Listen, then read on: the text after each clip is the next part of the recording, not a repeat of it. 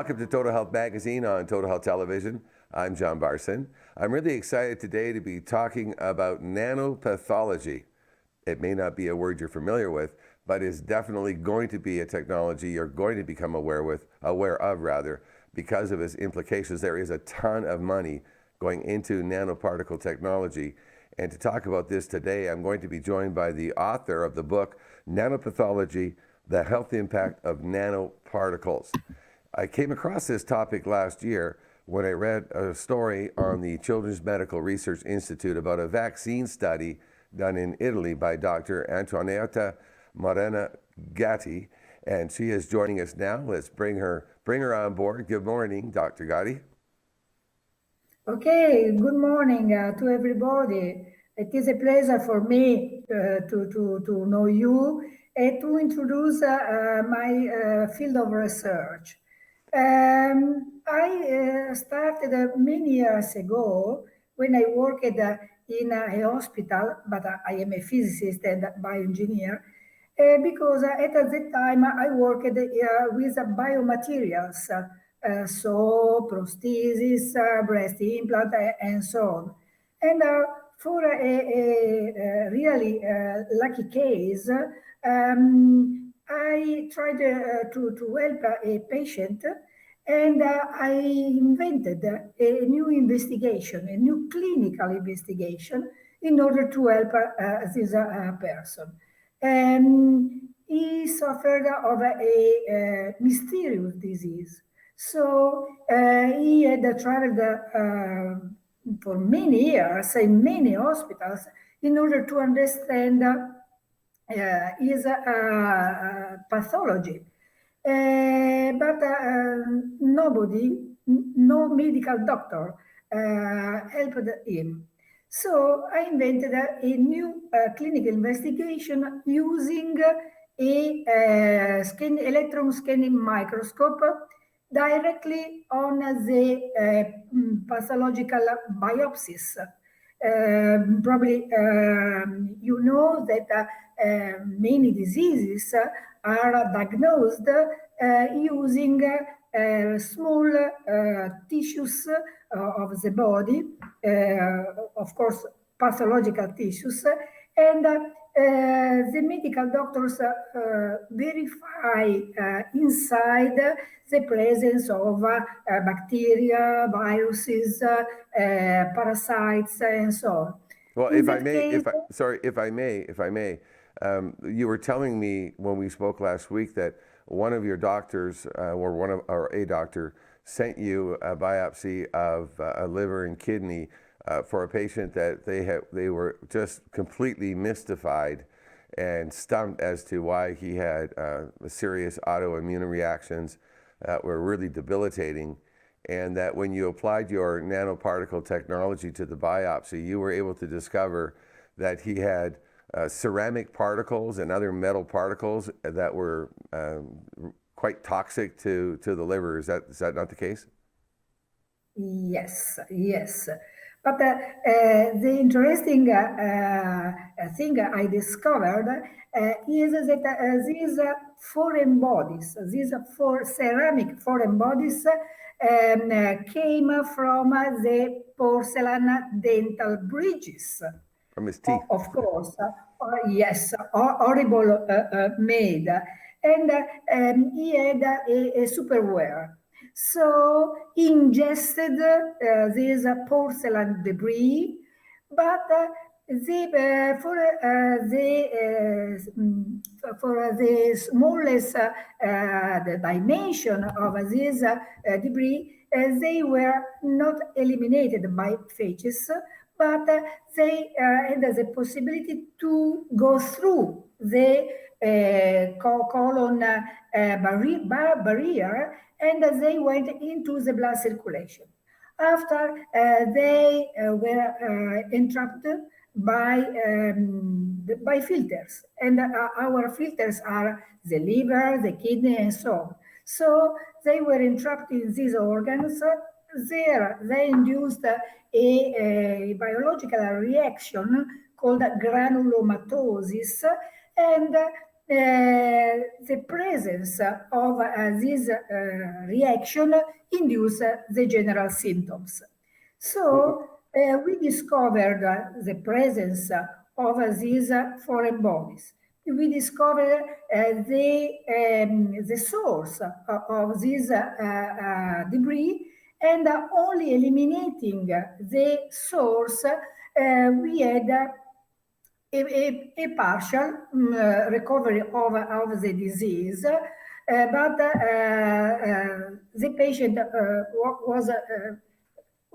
was happy and also lucky Right. because understood the disease. After that, I applied applied for research grants to the European Commission, and I was lucky. So I had my first European projects in order to verify if the presence of these foreign bodies was also in other pathologies, in other tissues, if this debris could induce pathologies.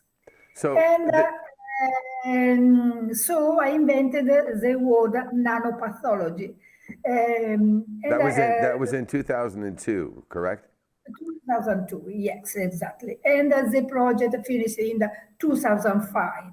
At the time, we discovered that other diseases can be triggered by the presence of foreign bodies.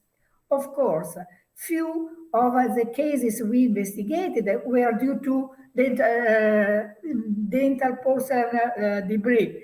It was a case, but in other cases, especially in cancer, we identified pollution, especially nanopollution, because these very small debris have the possibility to go through all the physiological barrier of the body, and they can go into the blood circulation, and the blood can transport this debris in all the parts of the body.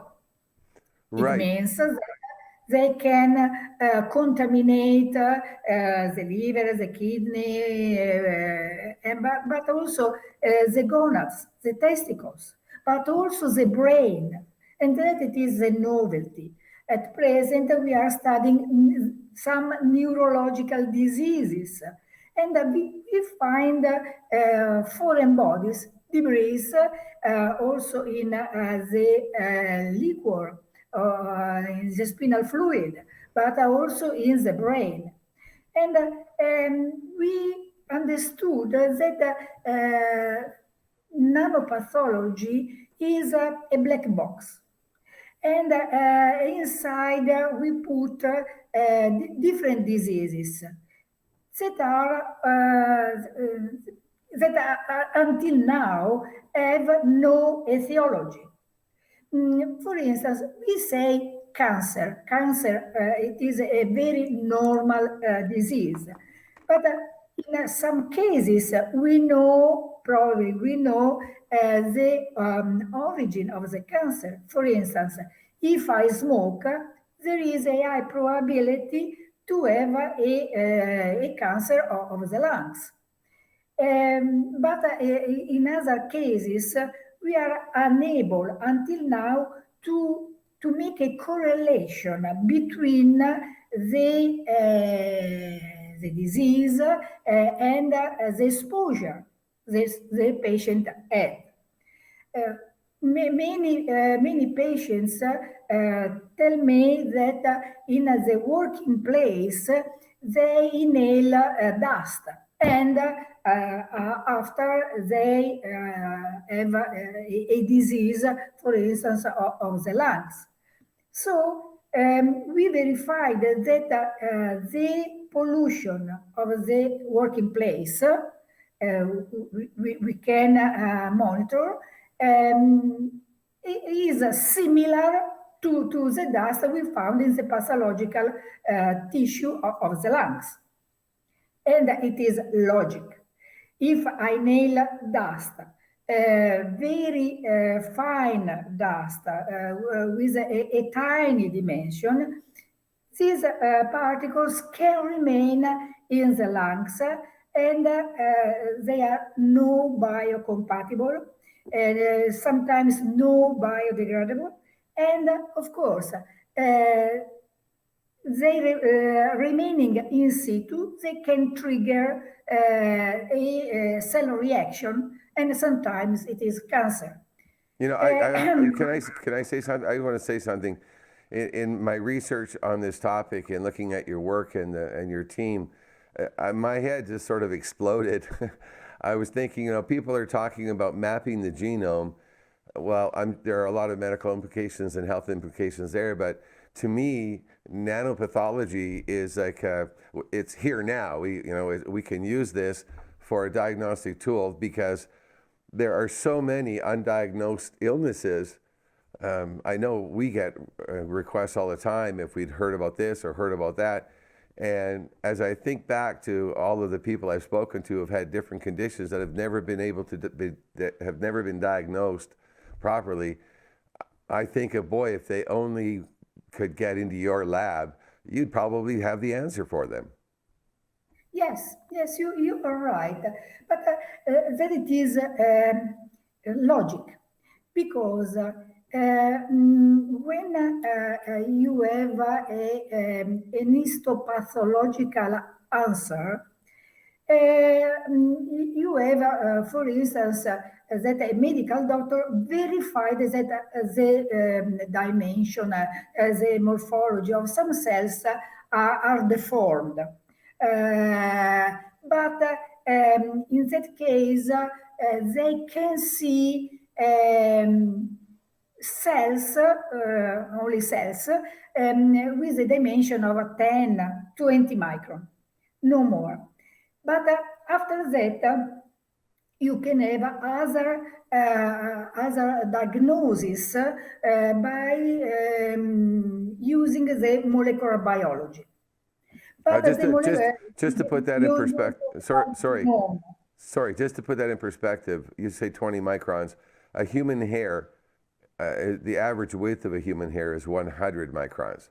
So that gives you an idea of how small these particles are that we're talking about.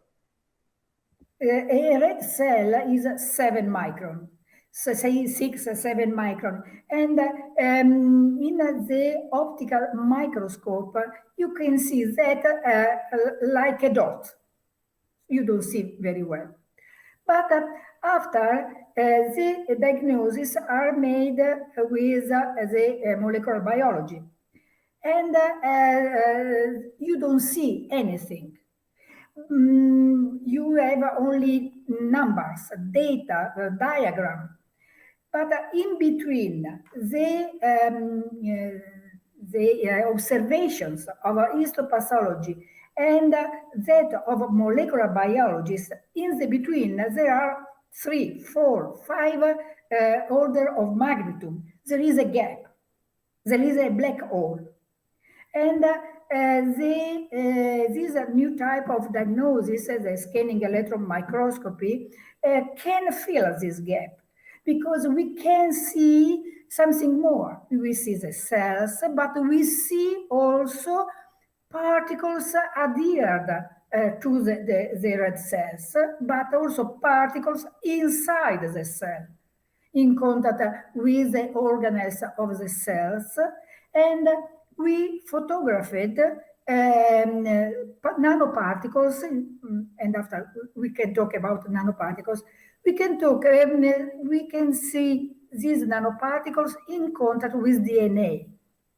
So some genes, the DNA itself, can be transformed by the physical presence of these nanoparticles. Really? The novelty is that now we live in a nanotechnological era. Many products have nanoparticles. Why we use nanoparticles? Because the metal at nano level has very interesting properties, different from the same material but in a bulk form. So that it is the difference. But the presence of these very tiny particles describes a new possible scenario, because these entities, so not a particle matter 10 micron, not particle matter 1 micron, but 0.1 micron, these tiny particles can have a different interaction with proteins, with DNA, with enzymes, vitamins, and so on. They have the possibility to go inside the cell. And we don't have, our cells do not have a mechanism to eliminate them and to contrast them. That is the novelty. So we have that the interactions, the pathological possible interaction are completely different.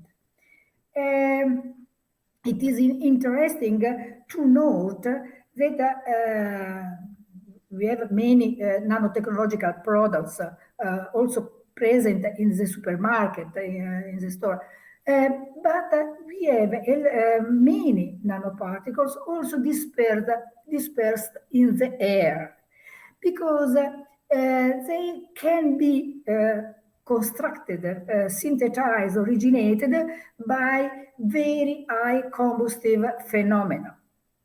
So, for instance, out of a chimney of an incinerator plant, of a cement plant, there is a possibility to have a particle matter with a micrometer size, but also with nanometer size. And that it is the difference. Probably you noted that now cancer is a common disease. There is no family without a case of cancer. But before the Second World War, the cases of cancer were very limited. Now it is a sort of epidemic. And it is my opinion that most part of them are induced by the particle matter, nano-sized particle matter, and by the interaction of these tiny particle with DNA. One thing I would love to see an investigation in, we reported on several studies a few years ago after the World Health Organization put out their report on diesel contamination, and then the US government followed up with their report on diesel contamination for people who work in mines or rail yards or big trucking companies. But there was a study that was done by a Mexican team on California children, and they discovered in their study that there were these high areas, geographic areas of much higher, significantly higher incidences of early childhood breathing disorders, asthma, and early onset dementia, and Alzheimer's. And the interesting thing is, if you took all of those hot spots and you put pins on a map, and you took the map of the trucking routes in California and you put the map of the truck routes, it was the same. Yes, it is mathematics, because our cells need only oxygen, nutrients, but they cannot survive with particle matter, with dust. So it is interesting your example about the traffic cars, diesel, exhaustion, and so on. In that case, you have very tiny particles made of hydrocarbons. But sometimes inside there are also nanoparticles. In the last years, the constructors of a diesel car, in order to optimize the combustion, they added, for instance, platinum nanoparticles. Platinum engineered nanoparticles in order to have the optimization of the combustion, but they can emit these nanoparticles of platinum coated with the combustion diesel aggregates. And they are emitted in the air, and we have the possibility to inhale this. So large particles can remain in the alveoli of lungs, and they can cover the surface of the alveoli, and they can stop the exchange of oxygen with carbon dioxide. So in that case, you can have asthma, but also cough.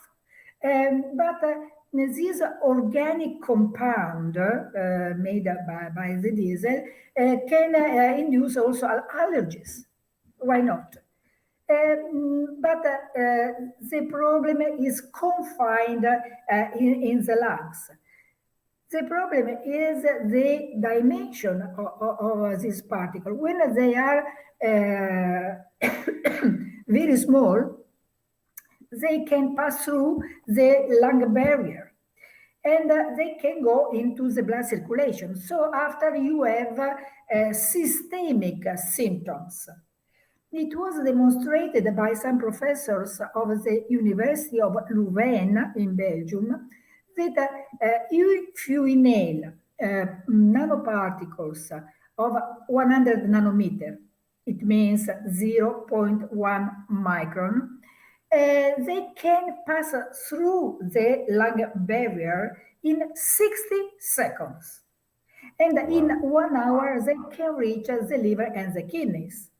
So if they are entrapped in these organs, they can induce local reactions.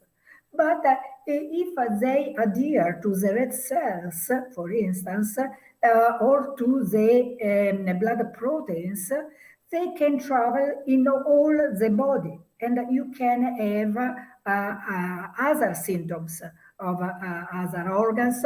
Usually you have systemic symptoms. Okay, I want to get to something in a moment here.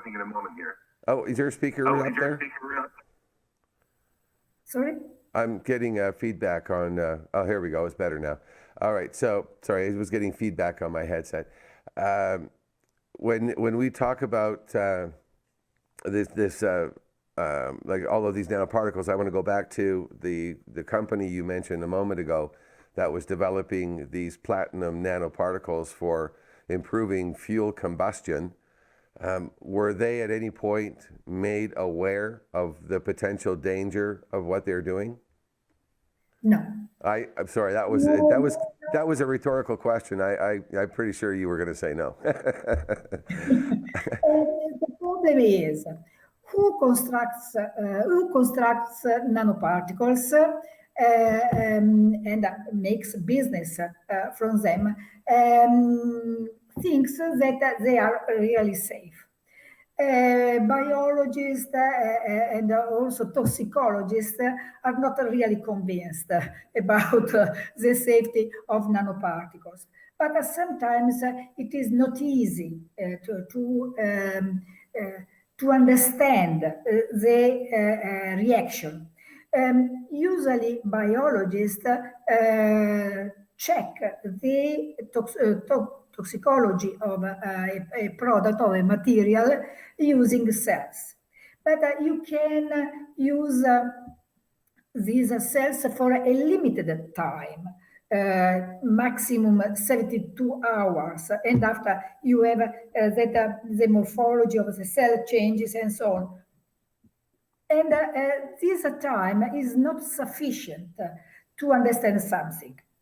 Better should be that the in vivo tests with caviar, guinea pigs, rabbits, mice, and so on.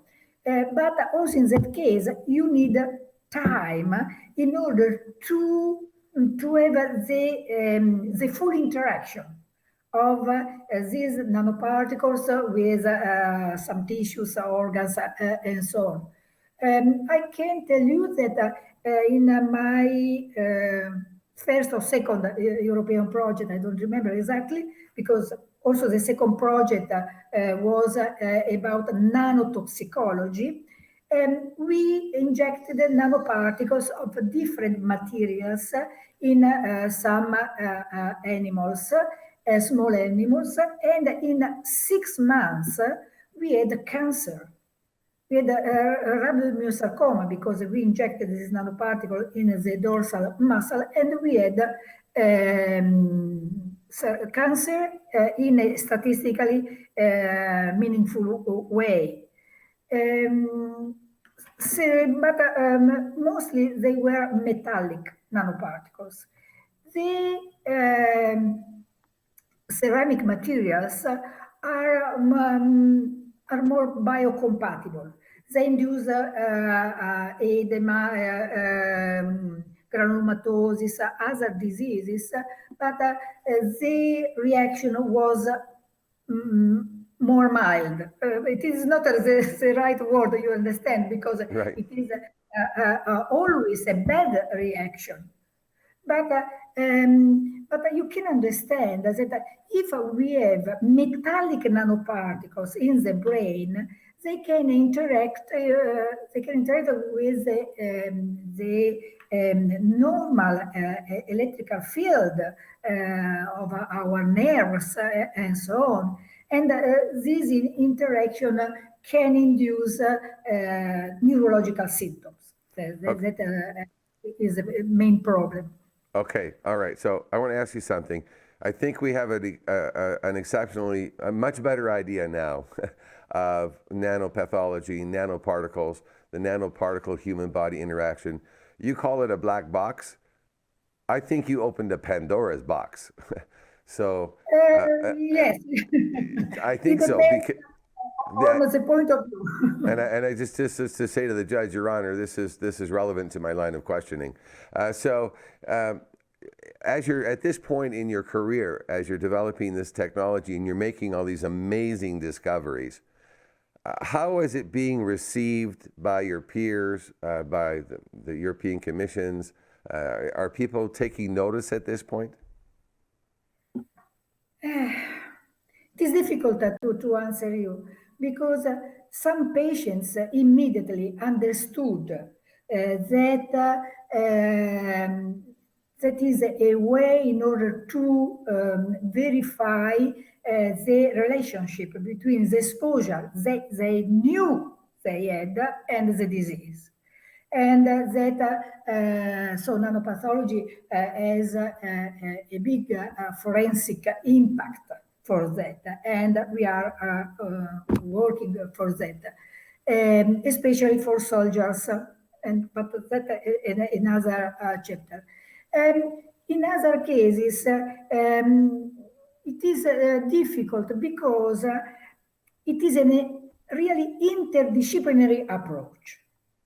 And the biologists know only the things about the cell and the parameters in order to verify the cell.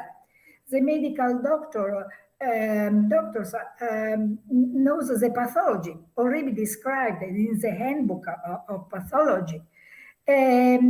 The environmentalist or the researchers, the occupational researchers, has a limited cultural background about that field.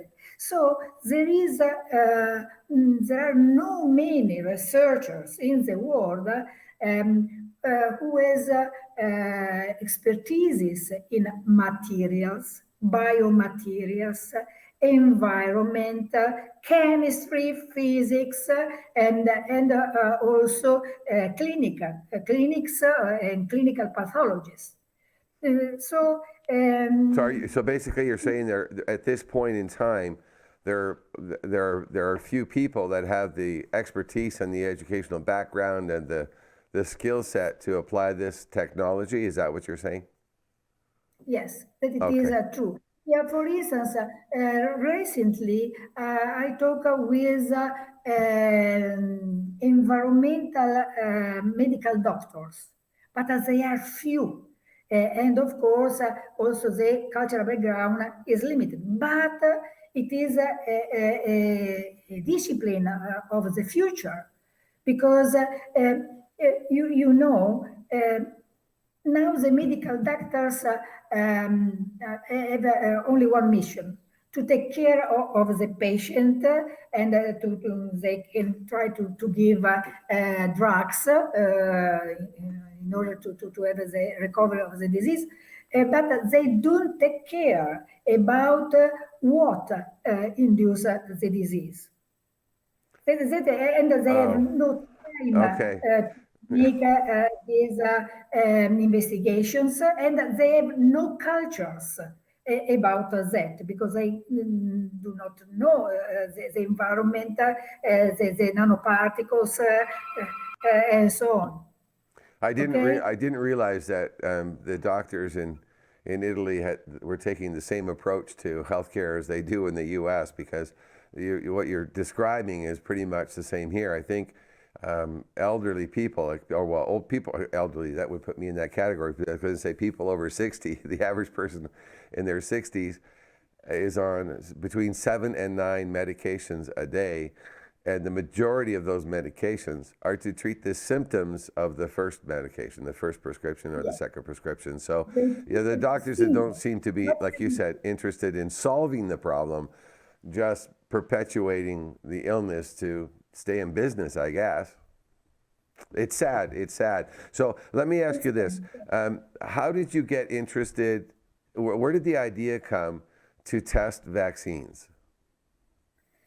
Yes, I am not an expert on vaccines, I can tell you. But 8 years ago, some news in the newspaper appeared about possible side effects of these vaccines. They told about autism, other diseases, not well described. And for me, it was impossible that vaccine could be related to these diseases because vaccines were the maximum of the drug for me. But I wanted to verify my new approach, my investigation about liquids. So for me, it was a test to check the powerfulness of this investigation by scanning electron microscopy. I believe that the vaccine was the maximum of the drug. But many years ago, 7, 8 years ago, some articles in the newspapers induced me to have some depths. I was dubious about their purity and so on. And at that time, I wanted to test the powerfulness of the new investigation with scanning electron microscope, and I tried with fluids, liquids, and the vaccines were fluids. So I used some drops. I performed a new protocol in order to see fluid liquids inside the scanning electron microscope. And immediately I saw a lot of salts of aluminum. And as a biomaterialist, I knew that aluminum is not really a biocompatible material. And there are many scientific articles that describe aluminum as a neurotoxin. After that, increasing the sensitivity of the microscope, I discovered other particles, other debris, also metallic debris. And I was confused because for me, there was no a specific process in the synthesis of vaccine that used metals. So I talked with some technologists of drugs, and they confirmed my impression. At the time, I gave a thesis to a student in order to verify better this strange finding. And we analyzed 20 vaccines, and in many of them we found strange debris that were not described in the labels of the vaccine box. And so, since I didn't understand the result, I stopped the study. After 4 years, there were further articles about side effects of the vaccines. And I knew that if you inject foreign bodies, also with organic material in the body, probably there is a possibility to have side effects. But of course, I had no specific grant to verify this possibility. So I bought some other vaccines to verify if this strange presence continued in the vaccine. And I verified that these strange entities were already present, not only, but in a case, for instance, I found also nanoparticles of tungsten carbide. It is a very hard material, not biocompatible. And I wanted to understand why these strange materials are present in some vaccines. And until now, I gave an explanation, but it is a possible explanation, but I couldn't verify inside the factory if this hypothesis is true or not. But we should also let our viewers know that in this study, you sampled or you tested 44 samples of 30 different types of vaccines. You didn't just take one or two. You actually did a fairly wide sampling. Yes, but in some cases,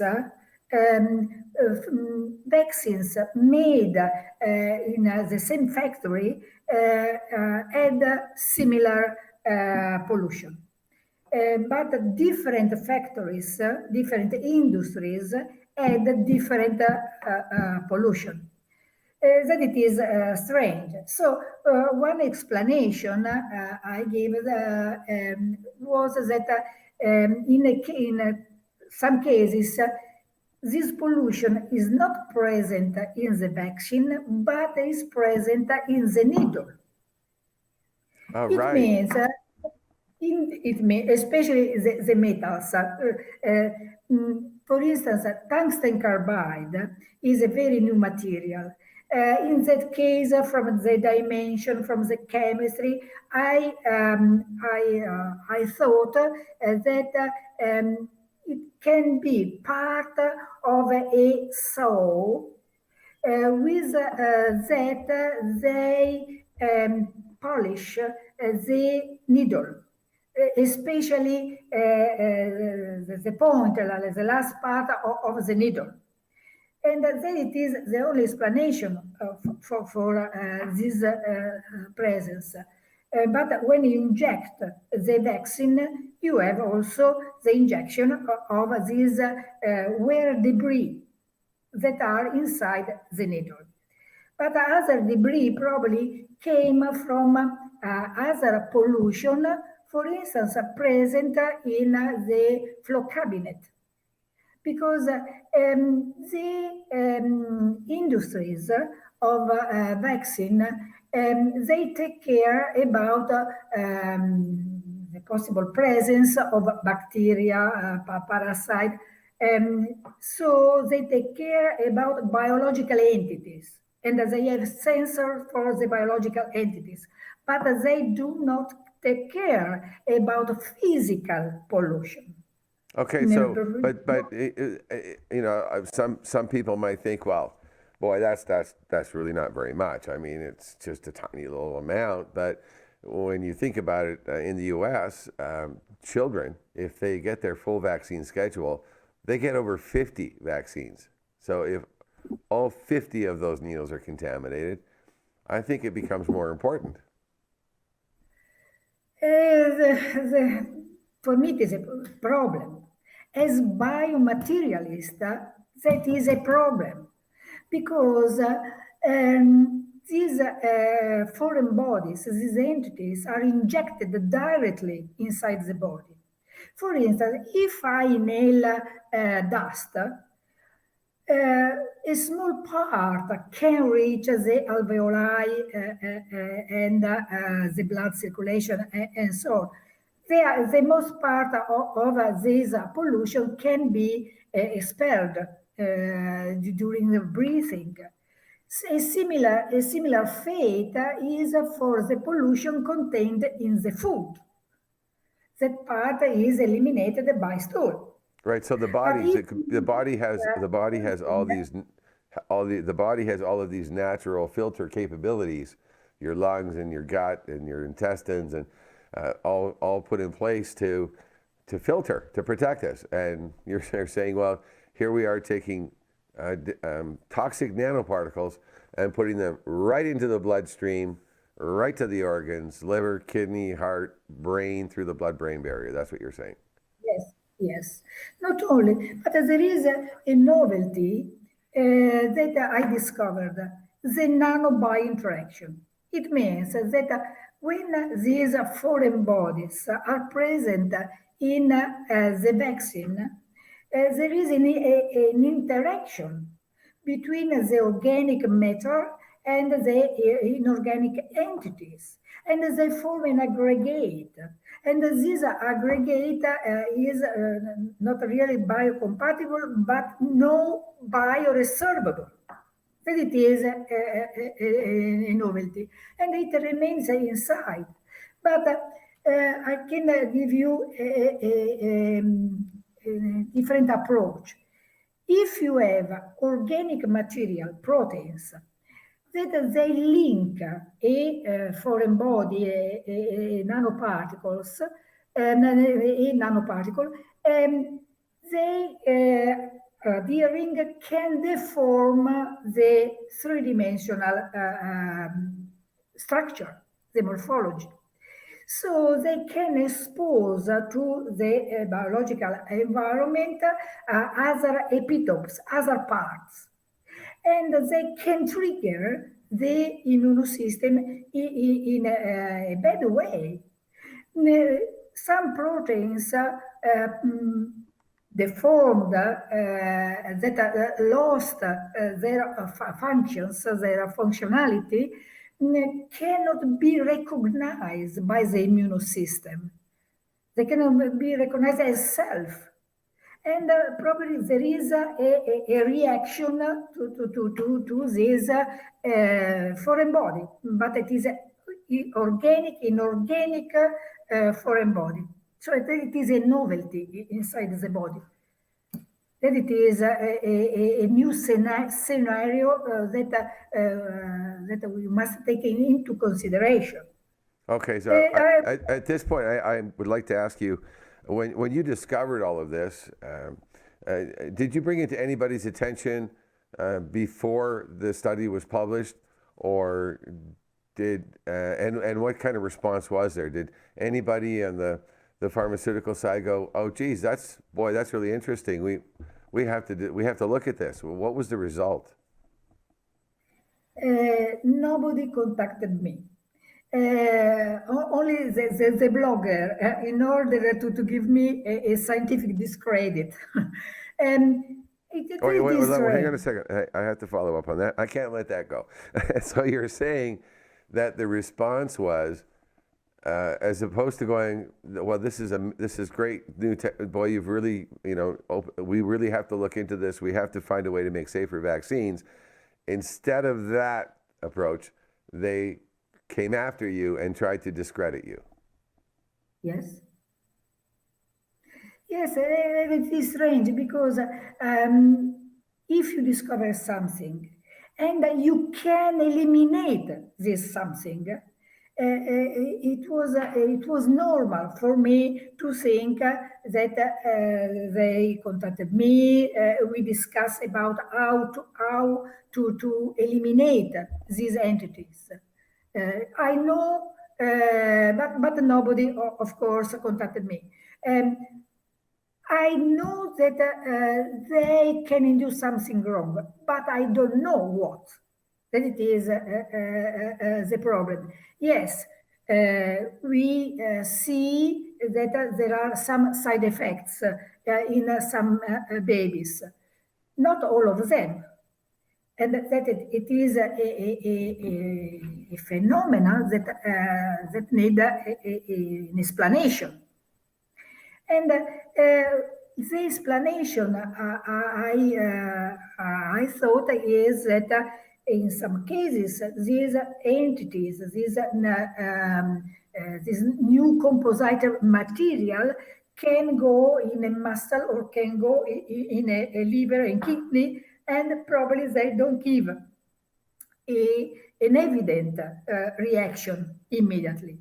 But if they go to the brain, they can induce something wrong in a short time. So it depends how they travel inside the body. So what you're saying is something that really bothers me, and that is in the U.S. And World Health Organization, they track adverse reactions of vaccinations, and they basically, it seems to me that they look for, okay, if it happens over the next 48 to 72 hours, it's an adverse reaction. If it happens in 2 months, like especially with Gardasil, one of the worst vaccines, which some of the really terrible symptoms can take 2 or 3 months to show, they're ignored. So it seems to me that what you're really doing is you've given the industry the ability to do a measurement in a way that they've never been able to do before, and to see if there's a correlation between symptoms and the vaccination. And their response is, well, just try and discredit you. Same thing they did with Serolini with this GMO study. And I think that part of that, I don't know about the status of the legal system in Italy, but I do know that in the United States, in 1986, they passed a law absolving doctors and pharmaceutical companies from any legal responsibility for anything to do with the vaccination, period. And that if there's anything that goes wrong and health-wise, death or neurological disability, any kind of disability, any kind of serious adverse reaction, you have to sue the government, the U.S. government, to get compensated. So there's no incentive for the pharmaceutical companies to invest any money in making sure their vaccines are safe. And to me, that's the crime.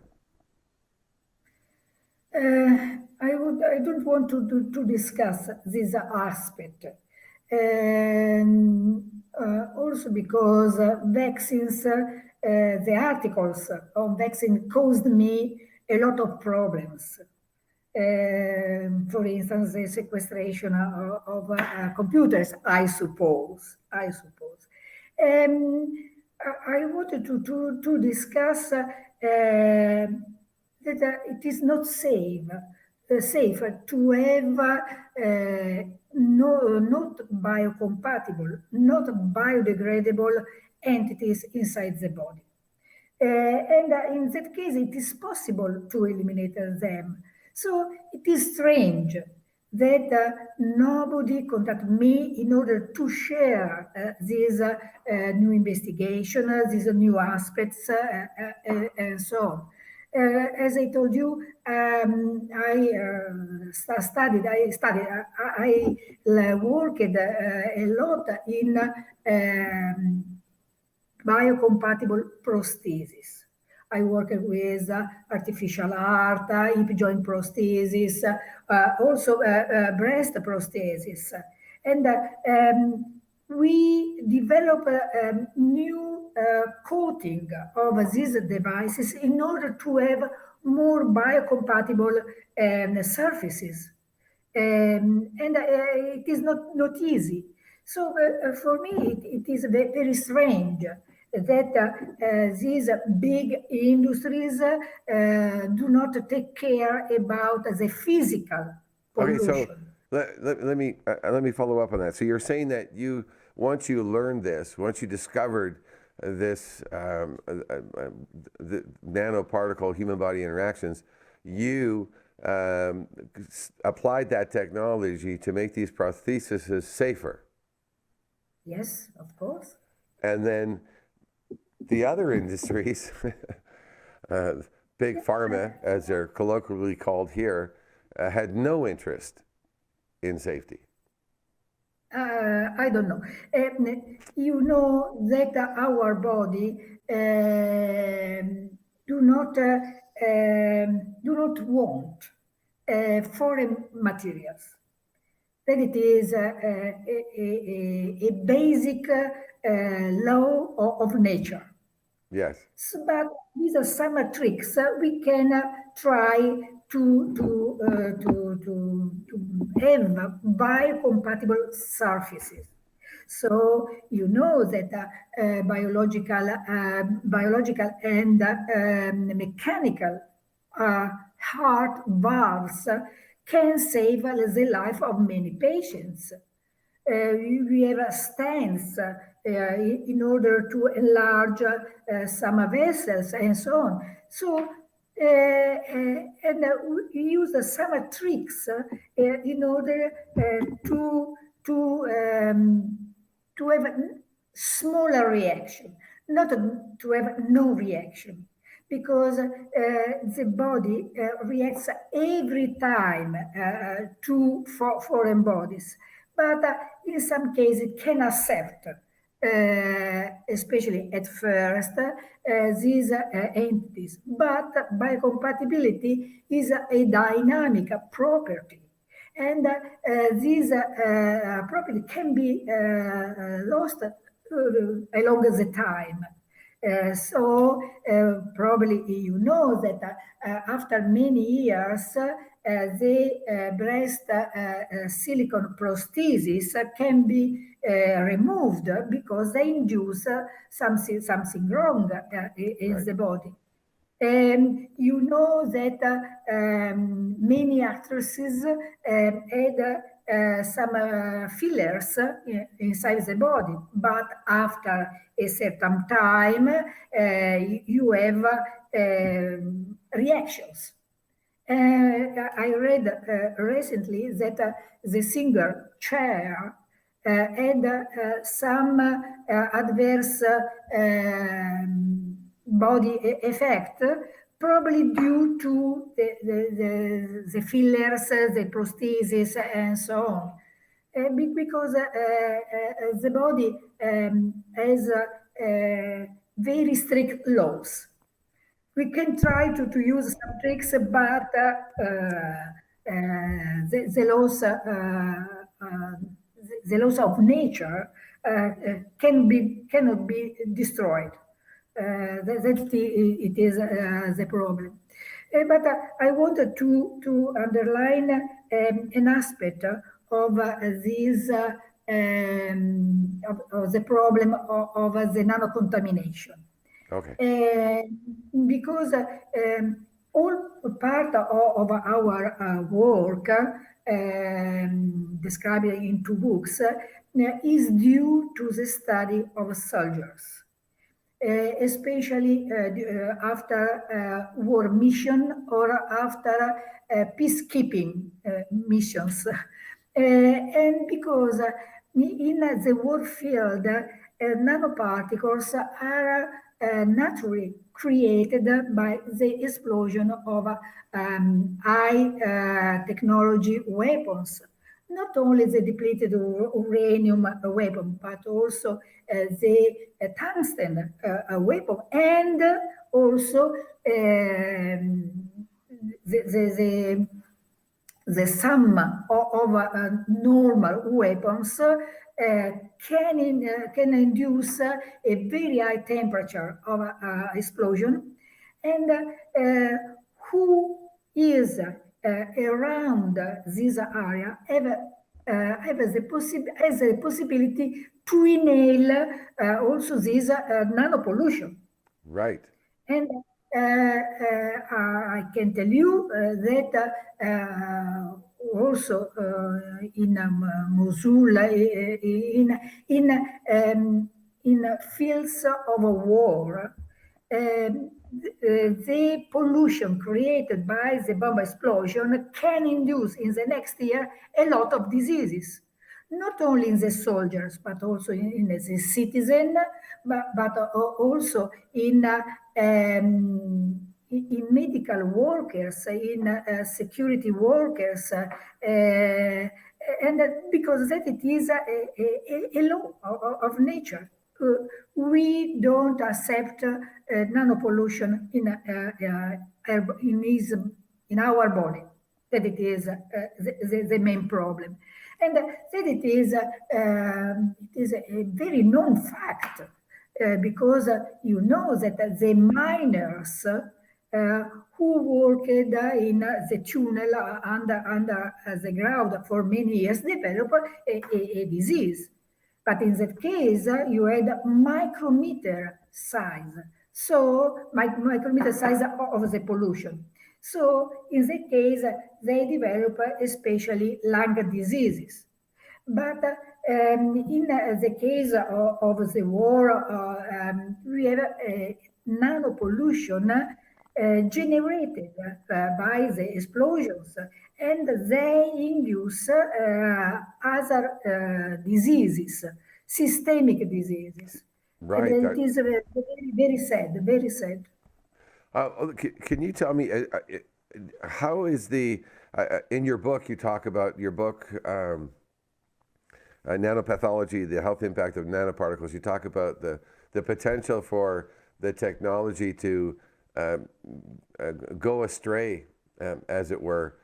How is there anybody or any organization that is looking at nanopathology in a very serious way to further the research, to expose other people that potentially might be educated about this in the U.S. and other countries?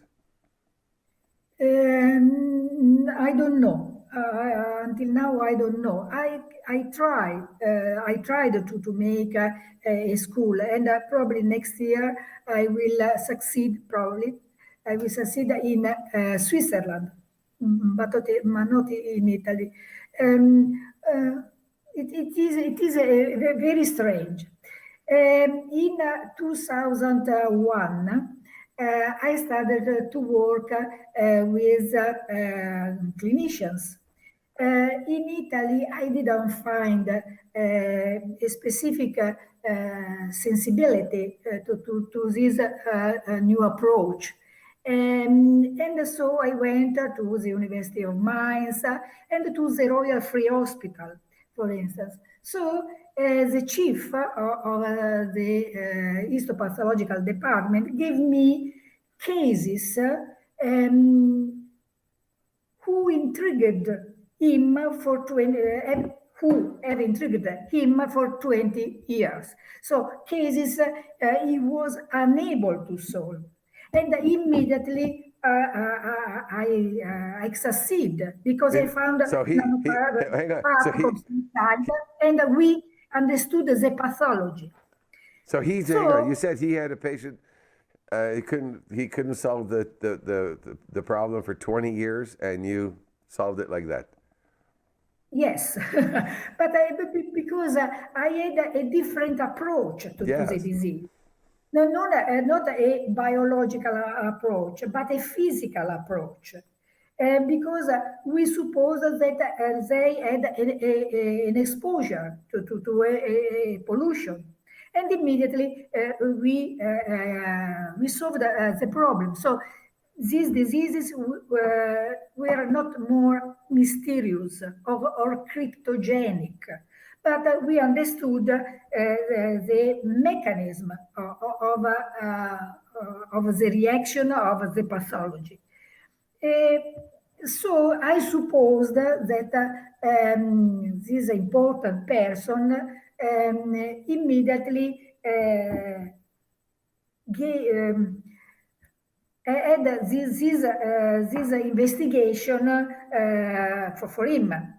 So I suppose that he tried to steal this investigation, but it was not true because I understood that with my cultural background on materials, I could correlate the presence of these particles with possible sources. That it is the successful approach, the correlation. So we need a really interdisciplinary background. I have to tell you something. I interviewed an MD yesterday, or no, on Sunday, a doctor on Sunday in Anaheim after the health show. And I wanted to hear her story because when she was in medical school, I tried to get her degree we're on the way to getting her medical degree as a medical doctor. She had serious health problems, like epilepsy and other issues. And doctors were not able to heal her, and it was really getting in the way of her schooling and her learning, and having these episodes where she loses 3 hours of her day, and waking up on the floor with her tongue bleeding and so on. But she met not a naturopathic doctor, but let's call it a natural healer. And she took that healer's advice, and so she started this particular program. And within a fairly short amount of time, she was able to cure her epilepsy and was able to finish school and became healthy. And she couldn't say a word about it in her class to her professors because when she did at first mention it, they immediately turned on her. I understand that what I propose it is a new approach to medicine because we don't start from the symptoms, but we start from what you have inside the body. So we changed, removed the origin of the coordinates, and that it is a very successful approach. Of course, there are many diseases, for instance, infective diseases due to bacteria, to parasite, to viruses. And of course, the medical doctors are the first in this field. But when you have mysterious disease, cryptogenic diseases, probably this type of investigation give you another chance to understand. But of course, it is necessary to have an interdisciplinary cultural background. I am sure that many diseases that now are defined mysterious that can be explained only looking at the pathological tissue. I'm no And ex- of I'm course, I'm no expert. I am no expert. I've been interviewing people about health for 17 years. Lots of doctors, lots of researchers, lots of authors, and my intuition is just screaming right now about how important your discovery is, how important this technology is, and the type of impact this could have on millions of people's lives. I mean, when I really started to understand what you've done, Dr. Gatti, I mean, I'm thinking, if anybody deserved the Nobel Peace Prize in medicine, you would get my vote, and I mean that with all sincerity. I agree with you. I agree with you.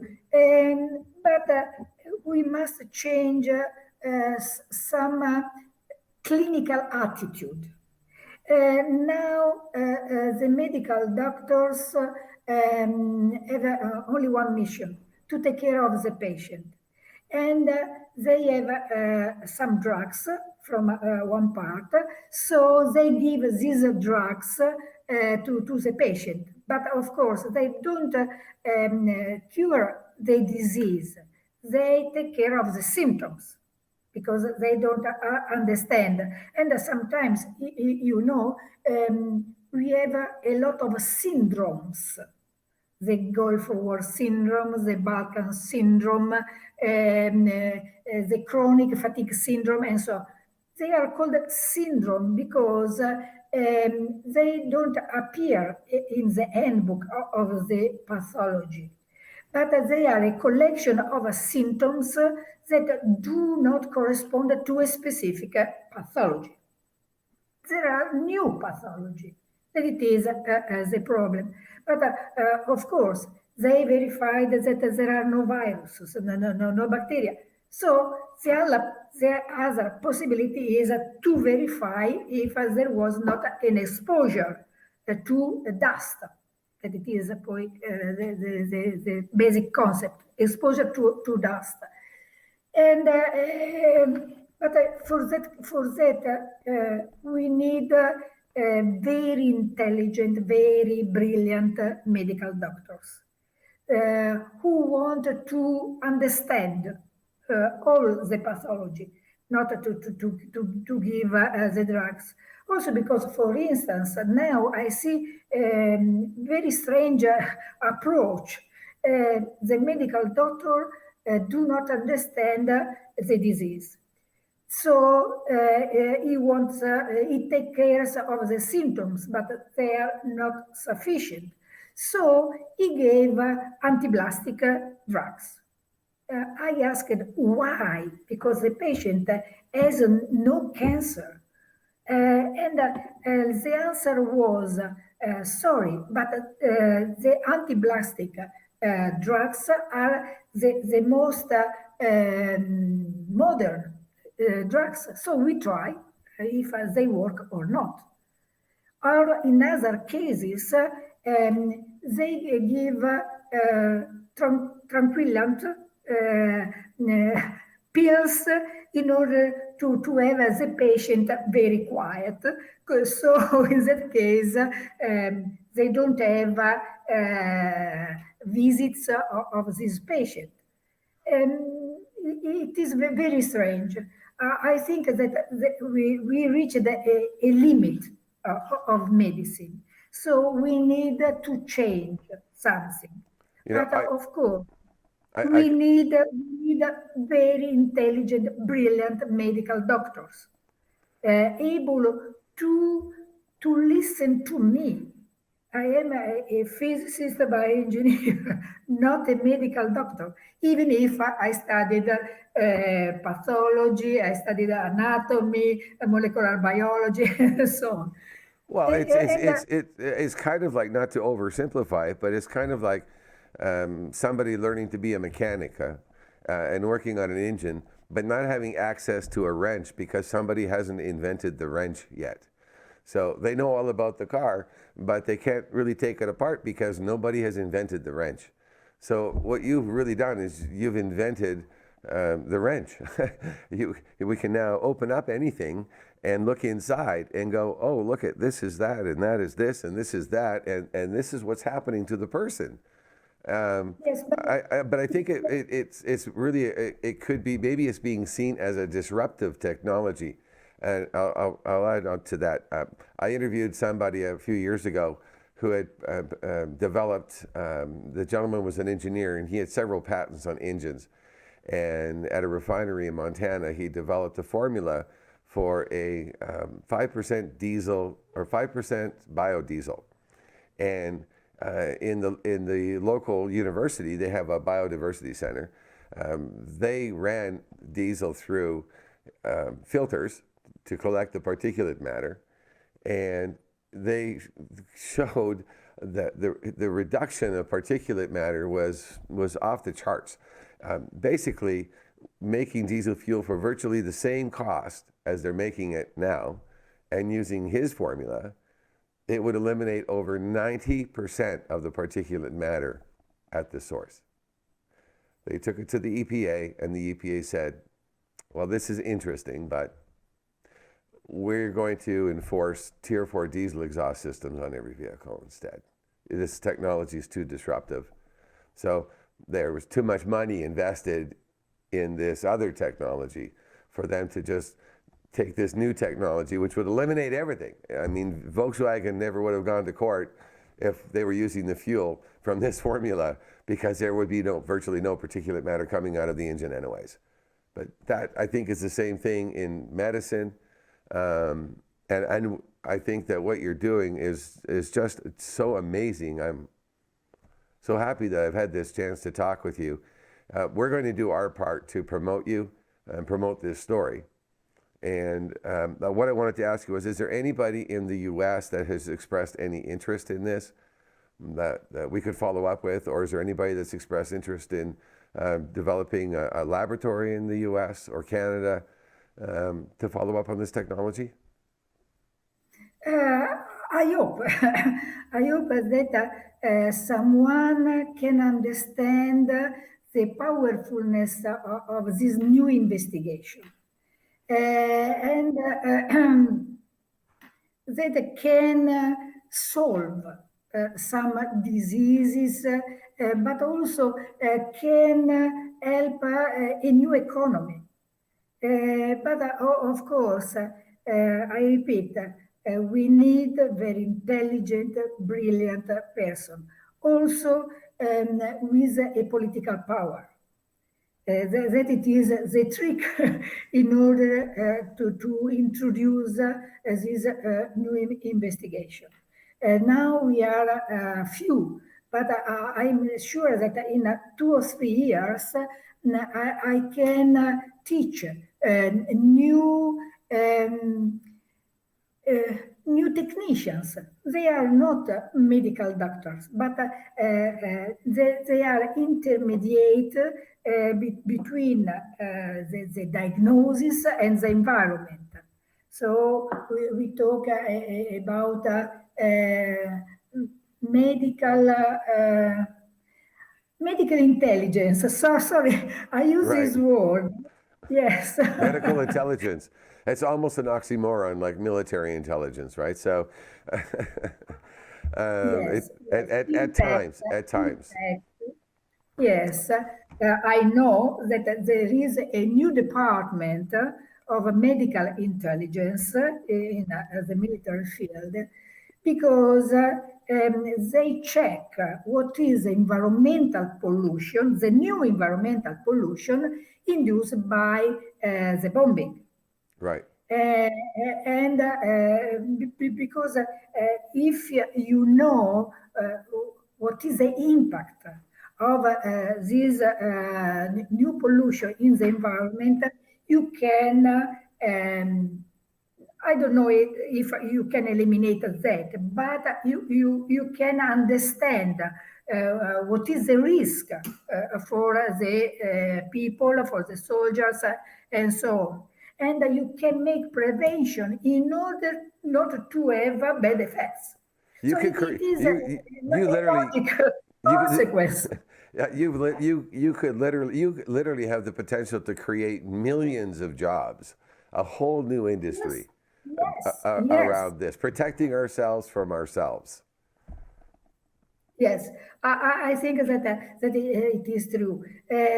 Also because this new investigation can be applied to the food in order to have safer food, That to environment, and in order to have new filters, and so on. So, that was actually the last thing I wanted to get in because I'm actually running out of time here. I brought this up in several conversations at Expo West in Anaheim this past week and weekend. We spoke briefly last week, and I had this idea. I thought, boy, this would be a great certification. It would be like the ultimate certification for clean. You see all of these companies saying that their products meet, GRAS certification, GMP certification. But boy, if they had the Gatti certification, you could take it without even worrying about it. So, yes, I think that we can give a great impulse to a new medicine. Medicine compatible with the environment, linked to the environment, of course. But I understand that innovation is not immediately understood. But I think that now it is time because people feels that food it is not safe, feels that the air it is polluted, feels that there is a link between this pollution and their well-being or bad being. right. Can you give us an idea of what the cost is to set up a laboratory like this? Now I use a microscope and the cost is 400,000 euro. But I know that in New York there is another professor, another medical doctor who has a scanning microscope with less cost. I suppose 150,000 euros. It is not a big cost.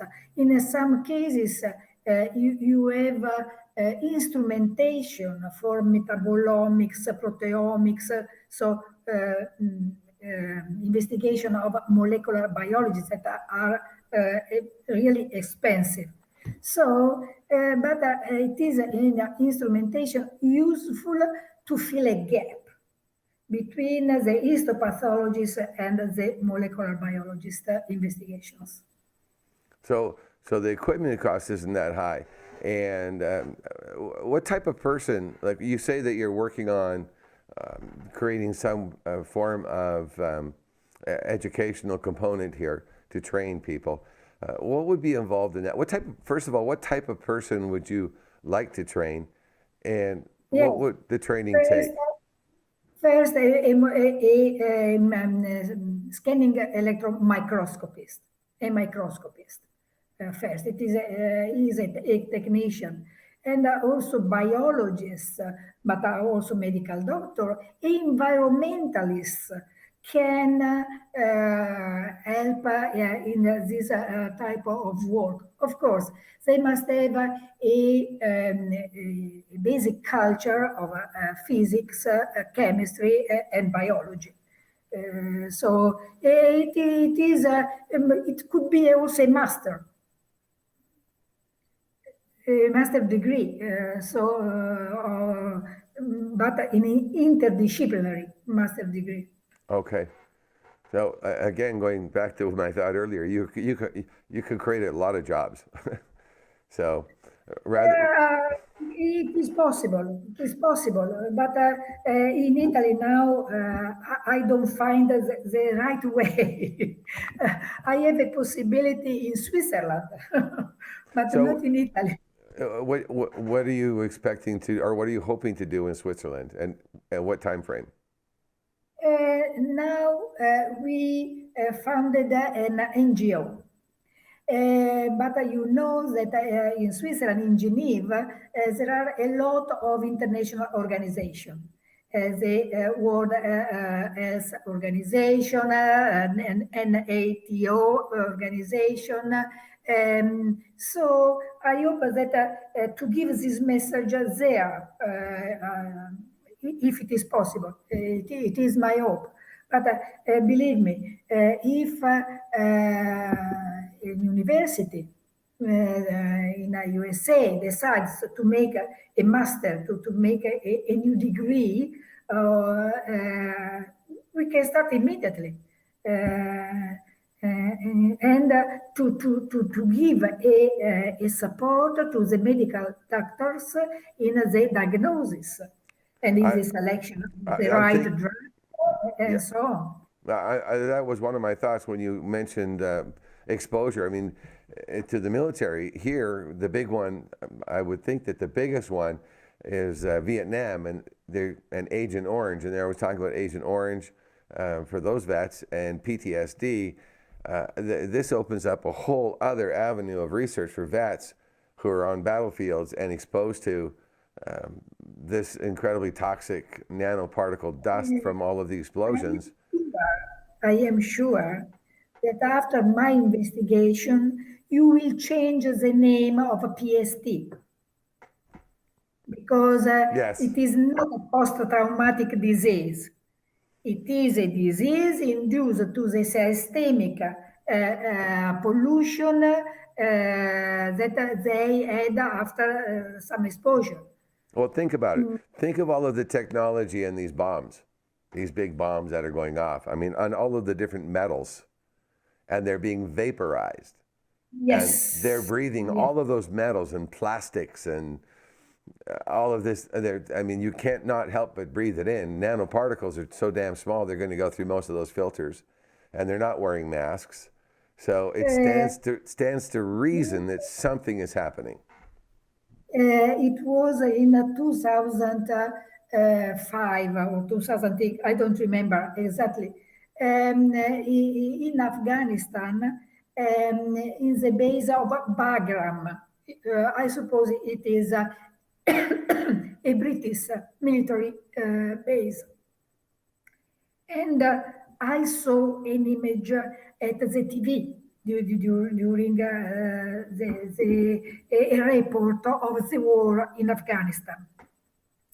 And I saw the explosion, a programmed explosion of weapons of the Taliban. And the British soldiers eliminated them, inducing an explosion.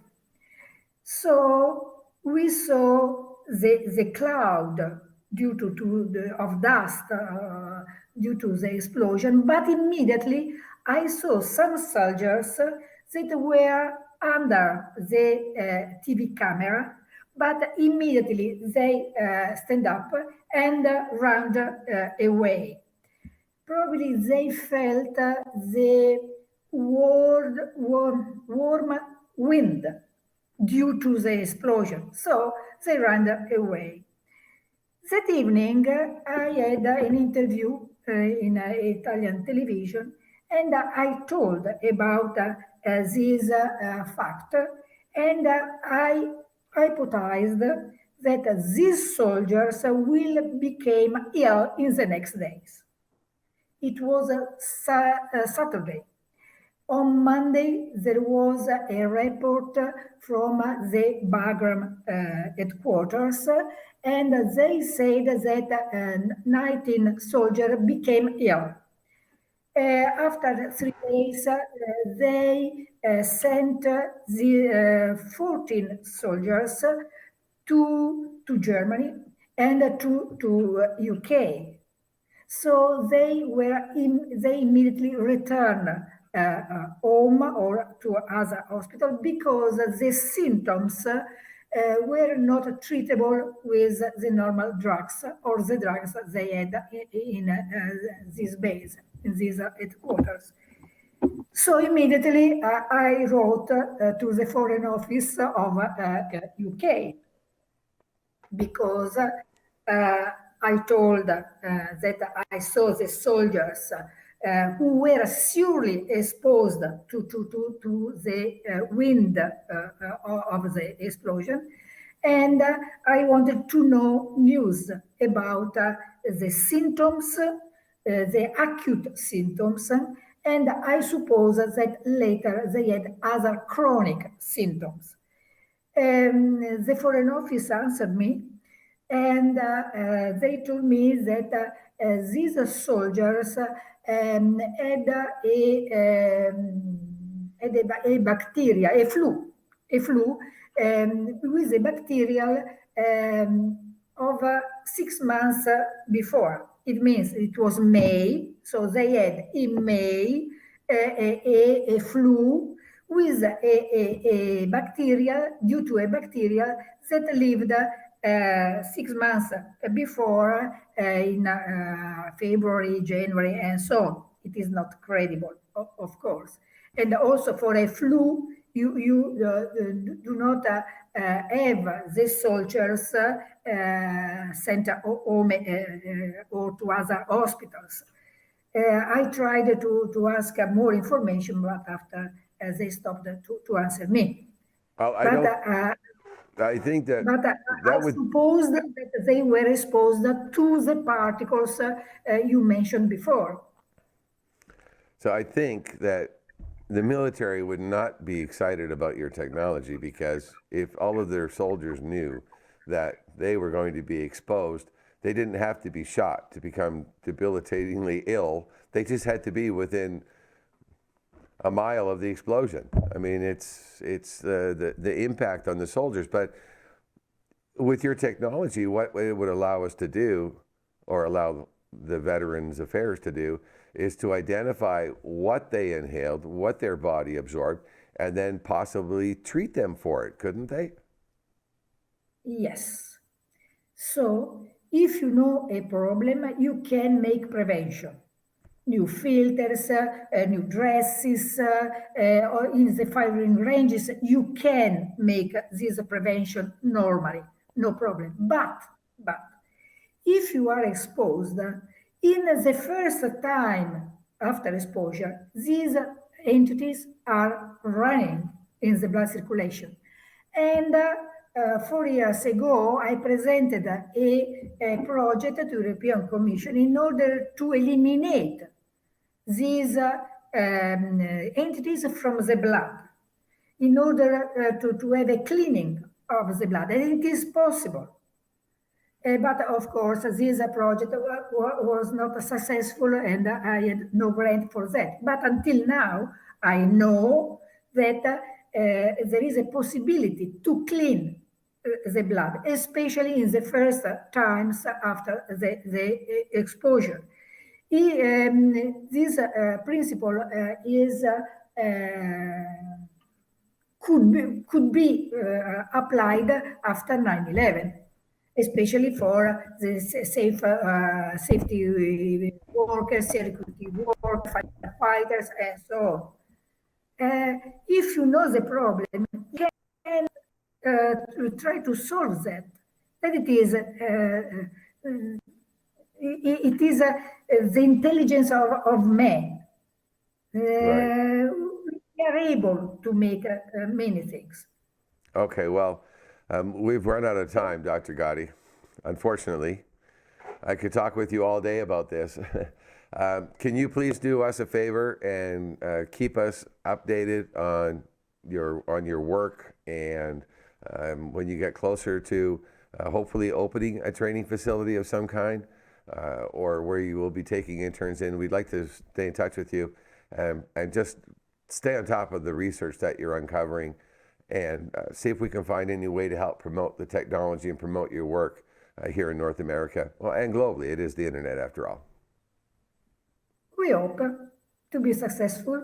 And if you want to give my email address to some patient that can write you, I am to share some information with who has some health problems. Okay. Okay. Our audio's, for some reason, as we're closing our interview here, your audio is breaking up a little. So yes, we will stay in touch with you, and I will gladly accept any of the research that you can send me and additional information that we can post on here. And again, for the viewers, a reminder that down below our chat are all the links and a lot of more information, so you can do your own deep diving into this technology. Nanopathology I think is going to be one of the pillars of medicine and research in the coming decades. And we are so lucky to be talking to the woman behind it all, Dr. Antonetta Gatti. Thank you for the time. Thank you for letting us into your home. And because you're in Italy right now, I'm actually in Utah. Okay. Bye-bye. So we'll stay in touch. And your book too, Nanopathology, The Healthy Impact of Nanoparticles, I recommend that to anybody who is seriously interested in the impact of this technology. So our guest again, Dr. Antonetta M. Gatti, thank you very much. I'm John Barson. We will catch you on the next edition of Total Health Television.